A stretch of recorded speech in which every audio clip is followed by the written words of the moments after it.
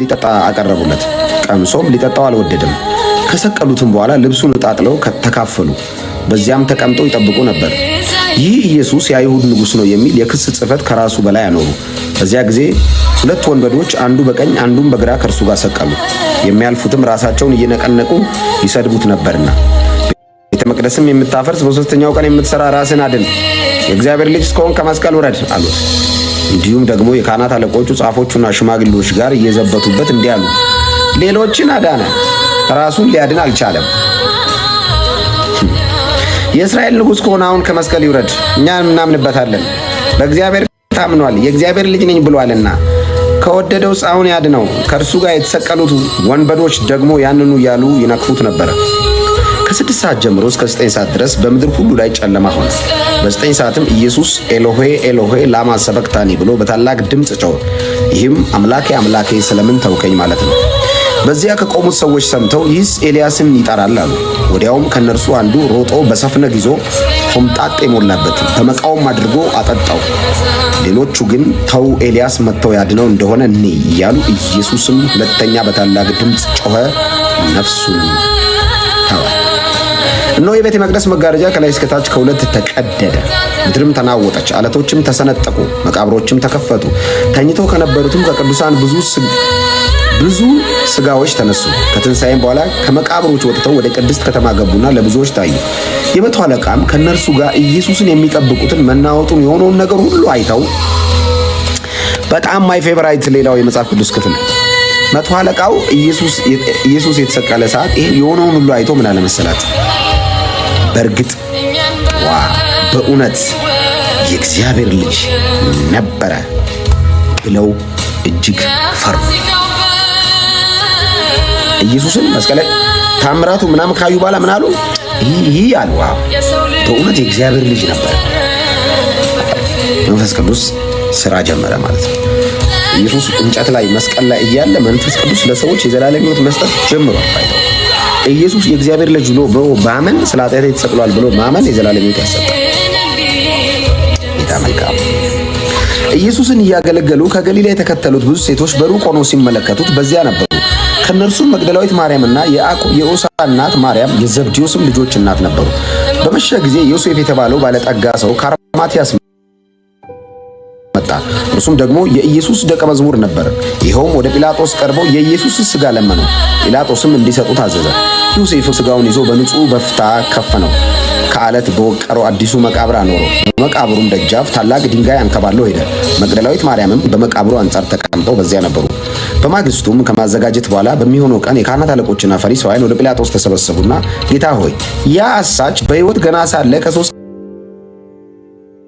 ቀን በኋላ እነሳለሁ እንዳለ ትዝ አለን። አስፈራቸው። እነሳለሁ ይላል። አዎ ትዝ አለን እና ሲል መቃብር የሚጠብቅ ሰው አድርገህ አስቀምጥልን። በኋላ ደቀ መዛሙርቱ ሰርቀው ወስደውት ተነሳ ብሎ ያስሩብ። ትዝ አለን ለካ እነሳለሁ ብሏል። እሞታለሁ ብሏል። አዎ ገለነዋል፣ ሞቷል። እነሳለሁ ብሏል። አዎ ይነሳል። ቃሉን የሚጠብቅ ነው፣ ዝም ብሎ እንዳይመስል። እንደዛ ነው።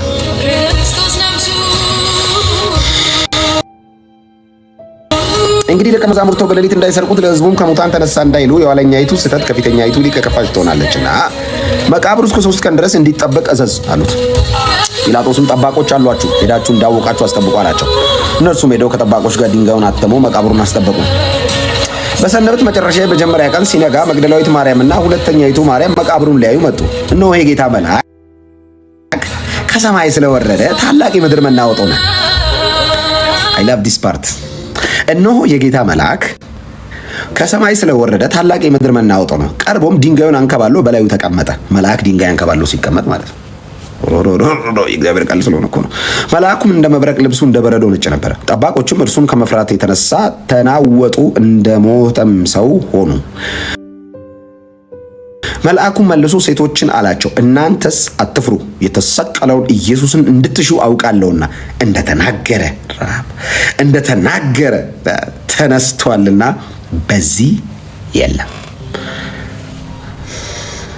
ማይ ፌቨራይት ጌታ እንደተናገረ ተነስቷልና በዚህ የለም። ተነስቷል ጌታ እና ደስ ይለኛል። ይሄንን ሳነብ ዝም ብሎ ትንሣኤውን ብቻ ሳይሆን ተነስቷል ሲባል ራሱ እንደዚህ ነው እንደተናገረ። እናንተ አላ ሴቶቹን እኮ የተሰቀለውን ኢየሱስ እንደምትፈልጉት አውቃለሁ። ለምን እንደመጣችሁ አውቃለሁ። እሱን ፍለጋ ነው የመጣችሁት። የለም በዚህ ምን ነው ሲሉ ተናግሮ የለ እንዴ? ምን ብሎ ተናግሯል? በሶስተኛው ቀን እነሳለሁ ብሎ የለ? እንደተናገረ እነሳለሁ እንዳለ ተነሳ ብሎ መሰከሩ። ቤትዬ እንዴት ነሽ? ቤት ይግዛው ይላል እና ኢየሱስ ተነስቷል እንደተናገረ ተነስቷል። ተቀጥለናችሁ ጌታ ታዲያ እናንተ አትፍሩ፣ የተሰቀለውን ኢየሱስን እንድትሹ አውቃለሁና እንደተናገረ ተነስቷል። በዚህ የለም። የተኛበትን ስፍራ ኑና እዩ፣ ፈጥናችሁ ሂዱና ከሙታን ተነሳ፣ እነሆም ወደ ገሊላ ይቀድማችኋል፣ በዚያም ታዩታላችሁ ብላችሁ ለደቀ መዛሙርቱ ንገሯቸው። ሂዱና አሁን የሰማችሁትን ያያችሁትን የነገርኳችሁትን ሂዱና በገሊላ ይቀድማችኋል ብላችሁ ለደቀ መዛሙርቱ ንገሯቸው። ዝግ ቤት ነው ያሉት፣ ፈርተው ነው ያሉት፣ ኢየሱስን ተከትለዋል እና ዝግ ቤት ውስጥ ፈርተው ነው ያሉት። የአይሁድ ወታደሮችን ፈርተው፣ ጲላጦስን ፈርተዋል፣ የካህናት አለቆችን ፈርተዋል፣ ፈሪሳውያንን ፈርተዋል፣ የሕግ መምህራንን ፈርተዋል። ዝግ ቤት ውስጥ ነው ያሉት። እሱ ደግሞ እንግዲህ ሲጠብቁት በሆነ ሚራክል ከመስቀል ላይ ወርዶ ተአምር ይሰራል ብሎ ሲጠብቁት መስቀል ላይ ሞተ። ውሃ ተጠማው አለ። ባህር ላይ የተራመደ አምላክ ውሃ ተጠማው አለ። ሲያዩት ታምር ሲሰራ የሞተ ሲያስነሳ ኃይሉን አይተውታል። እና በቃ የሆነ ነገር ዳር አስይዞን ይሄዳል ብሎ ሲጠብቁ እና ተስፋ ቆርጦ ዝግ ቤት ውስጥ ቁጭ ብለዋል። ሂዱ በገሊላ ይቀድማቸዋል፣ ሂዱና ይህን መልእክት ለደቀ መዛሙርቱ ነገሯል። ተነስቷል እና ሲሄዱም ሳለ እነሆ ከጠባቆቹ አንዳንድ ወደ ከተማ መጥተው የሆነውን ሁሉ ለካህናት አለቆች ከሽማግሌዎች ጋር ተሰብስበው ተማከሩና ለጭፍሮቹ ብዙ ገንዘብ ሰጥቷቸው እኛ ተኝተን ሳለ ደቀ መዛሙርቱ በሌሊት መጥተው በሉ ይህንን በገዢው ዘንድ የተሰማ እንደሆነ እኛ እናስረዳዋለን፣ እናንተ ያለ ስጋት እንድትሆኑ እናደርጋለን አሏቸው። የካህናት አለቆች ሃይማኖት። እነርሱም ገንዘቡን ተቀብለው እንዳስተማሯቸው አደረጉ። ይህን ነገር በአይሁድ ዘንድ እስከዛሬ ድረስ ይነገራል። ባይዘው 11 ደቀ መዛሙርቱ ግን ኢየሱስን ወዳዘዛቸው ተራራ ወደ ገሊላ ሄዱ። ባዩትም ጊዜ ሊሰግዱለት የተጠራጠሩ ግን ነበሩ። ይህንን በደንብ ስሙ። ጋይስ ይህንን በደንብ ስሙን። 11 ደቀ መዛሙርት ግን ኢየሱስም ወዳዘዛቸው ተራራ ወደ ገሊላ ሄዱ። ባዩትም ጊዜ ሰገዱለት፣ የተጠራጠሩ ግን ነበሩ። ኢየሱስም ቀረበና እንዲህ ብሎ ተናገራቸው፣ ስልጣን ሁሉ በሰማይ በምድር ተሰጠኝ። ኢየሱስ ነው ይህንን የሚለው። ደቀ መዛሙርቱ ተራራ ላይ ነው፣ እሱ ከፍ ብሏል እና እንደዚህ እያያቸው ነው፣ ናፍቀውታል፣ እያዩት ነው። ከሞት ተነስቶ አላመኑም። ሚራክል ነው የሚመስላቸው፣ አስማት ነው የሚመስለው።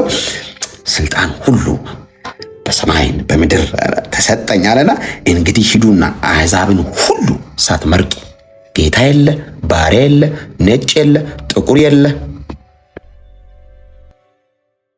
ሴት የለ፣ ወንድ የለ፣ ለአሕዛብ ሁሉ ሂዱና ወንጌልን መስክሩ። በአብ በወልድና በመንፈስ ቅዱስም እያጠመቃችኋቸው ያዘዟቸውን ሁሉ እንዲጠብቁ እያስተማራችኋቸው ደቀ መዛሙርቴ አድርጓቸው። እነሆ እኔ እስከ ዓለም ፍጻሜ ድረስ ሁልጊዜ ከእናንተ ጋር ነኝ። ይሄ የክርስቲያኖች የመጨረሻ የማጽናኛ ቃል ነው። ስልጣን ሁሉ በሰማይ በምድር ተሰጠኝ። ሂዱና አሕዛብን ሁሉ ሳትመርጡ ያገኛችሁትን ሰው ሁሉ ወንጌል መስክሩ። ያጠመቃችሁ በአብ በወልድ በመንፈስ ቅዱስ ያጠመቃችሁ ደቀ መዛሙርት ያደርጓችሁ ያዘዟችሁን እንዲፈጽሙ እየነገራችሁ ወይንን አለብላችሁ። ዛሬ የገባሁት በጣም ይገርማል። ሁልጊዜ እንደምናደርገው ማታ ማታ መጽሐፍ እንዳነበው ዛሬ አንብበናል። የተሰቀለውን ክርስቶስን ስበኩ። ጊዜ የለም፣ ወንጌል መስክሩ። በጣም አጭር ጊዜ ነው ያለን። የተሰቀለውን ክርስቶስን እንሰብካለን። የሚመጣው እናፍቃለን። ምንም ጥያቄ የለውም። እናንተ የተባረካችሁ ናችሁ። በየትኛውም አይነት ሁኔታ ውስጥ ምንም አይነት ቢነሳ ሁሉም ኃላፊ ነው። ከእናንተ ጋር የሚቆየው ጌታ ነው። ከእናንተ ጋር የሚቆየው የተቀበላችሁት ወንጌል ነው። ከእናንተ ጋር የሚቆየው እውነት ነው። ከእናንተ ጋር የሚቆየው ብርሃን ነው። ይህንን ብርሃን ሰውን ለማስደሰት ሳይሆን እግዚአብሔርን ለማስደሰት ገላትያ ጳውሎስ ያለውን ያንን መሰረት አድርጋችሁ ኑሩ። ወንጌል ተቻችሎ መኖሪያ አይደለም፣ ተለይቶ መኖሪያ ነው። ብዙ ጊዜ ነው የምናገረው። በልዩነት ነው የምንኖረው በወንጌል። እሺ እውነቴን ነው፣ ሁሌ ነው የምናገረው። ወንጌል ተመቻምቾ መኖሪያ አይደለም፣ ተለይተን ነው የምንኖረው። በዚህ ወንጌል ምክንያት እንለያለን። በምን? በአስተሳሰብ እንለያለን፣ በህይወት አቋማችን እንለያለን፣ በምንወደነው በምንጠላው ነገር ይብን እንለያለን ከዓለም። ስለዚህ ዓለም የምታስበው ሌላ ነው፣ በዓለም ያለ ሰው የሚያስበው ሌላ ነው። እኛ ደግሞ የምናስበው የተለየ ነው። ክርስቲያን ነን። ተባረኩ። ጌታ ይባርካችሁ። ዛሬ ትላንት ሲወራ ስለነበረው ነገር እንዳወራ ምናምን ነው አይደል? አይ እንደዚህ አይነት ድካም የለም። መልእክት አስቀምጠናል። ጌታ መልካም ነው። በርቱ፣ ወንጌል መስክሩ። ባገኛችሁበት አጋጣሚ በየትኛውም ነገር ወደዚህም ወደዛም እንደዚህ አይነት ነገር የለም። እሺ የተጎተትን ቁጭ ብለን ተጨቃጭቀን ተመልሰን አንመጣም። እንደዚህ አይነት ነገር መልእክት አስተላልፈናል፣ ሄደናል። እኛ ጌታ መልካም ነው። በርቱ፣ እንዳሰሙ ይህንን እውነት ይህንን ወንጌል ከመመስከር ወዳላ እንዳትሉ። አሜን ነው። ጌታ ይባርካችሁ።